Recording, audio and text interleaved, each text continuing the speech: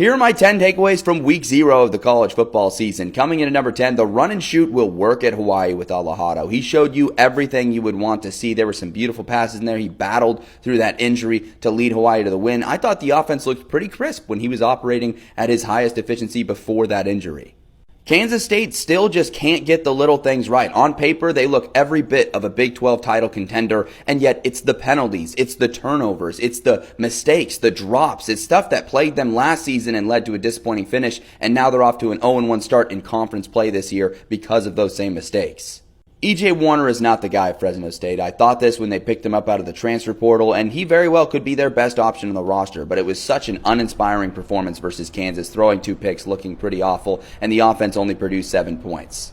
Iowa State is a flawed team that still has Big 12 title upside, but if they play the way they did versus Kansas State, most of the time, they're taking the L in Big 12 conference play. So if I was a Cyclones fan, I'd just be grateful we found a way to win a game playing that poorly, but they've got some stuff to figure out. Like, I'm still not sold on their playmakers on the offensive side of the football or their ability to make explosive plays. The defense showed some positive stuff, but there were a few really bad breakdowns that led to some Kansas State touchdowns. So they've got some tinkering to do.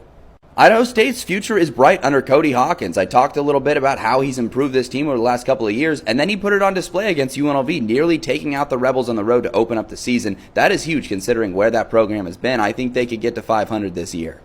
The fact that the FCS kickoff between UC Davis and Mercer was declared a no contest with 7 minutes left in the fourth quarter, that feels like a disgrace to college football to me, and no doubt has something to do with the fact that it was at a neutral site and that stadium had something in their contract where the game couldn't go past a certain time. That really sucks, and it's brutal to see a team like UC Davis that dominated that game having to basically just hand it away and say, okay, no one takes a win or a loss.